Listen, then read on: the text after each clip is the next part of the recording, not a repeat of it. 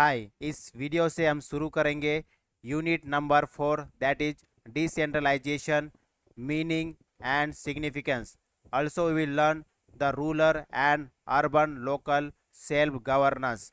तो इस चैप्टर के अंदर मेनली हम कवर करेंगे the meaning of decentralization, then significance of decentralization, after that rural local governance, constitutional status of panchayat, weakness of panchayat system, urban local governance, constitutional status of municipalities, and at last working of municipalities and challenges of governance. Okay, so this much portion we will cover in this chapter. So let's start with the introduction.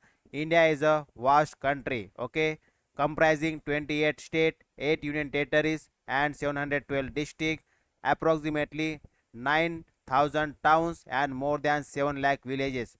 Okay, this figure is of the 2018. तो 2023 में भी अभी 28 state है और 8 union territories है।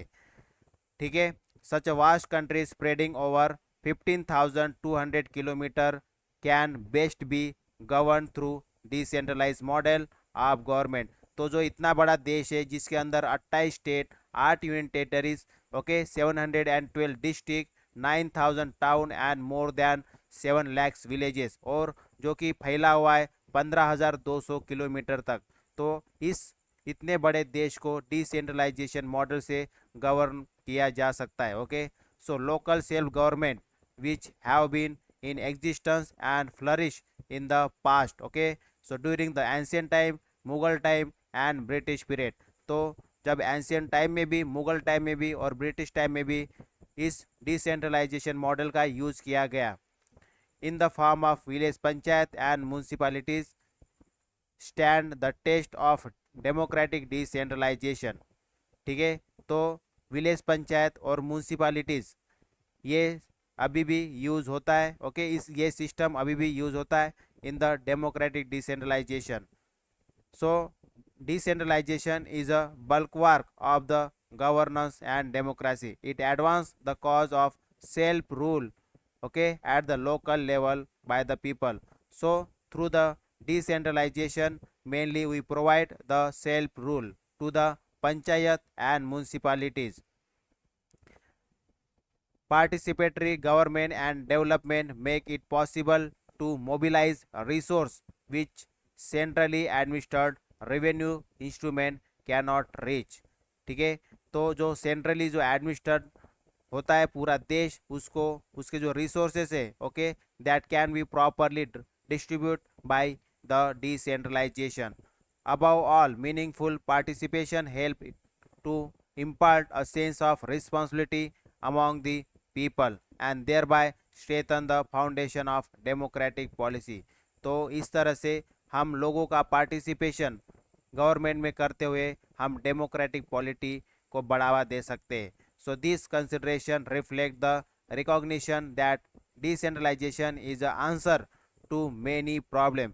तो इन सभी चीज़ों के लिए decentralization is very much important.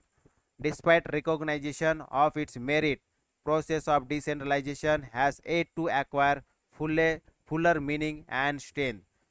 Concern of national unity and integrity has generally act as a constraining factor to decentralization.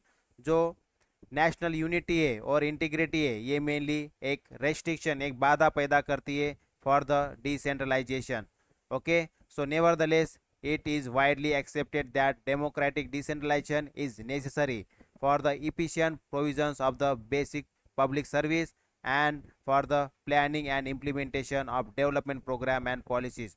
तो डेवलपमेंट प्रोग्राम और पॉलिसीज़ को प्रॉपरली इम्प्लीमेंट के लिए हमें डिसेंट्रलाइजेशन मतलब डेमोक्रेटिक डिसेंट्रलाइजेशन, ठीक है, ये बहुत ज़्यादा ज़रूरी है फॉर द इफेक्टिव और efficient, okay, for the efficient, okay, distribution of the basic public service. Okay, so for the distribution, for effectively distribution of the basic public service, we must need the democratic decentralization. So this is only we will study in this chapter. Okay, entire chapter is concentrated on decentralization. Okay, decentralization. तो decentralization से क्या समझते हैं आप mainly? The power is distributed. Okay, the decentralization means power is distributed between the different organ of the state. Okay, that is the center, then state, then local. Okay, इस तरह से 3 tier system, okay, 3 tier system बनी है जिसको mainly decentralisation कहा गया है. तो ओके, तो हम नेक्स्ट वीडियो में जानेंगे meaning of decentralization. Okay, so that's all for this video. Thank you, bye bye.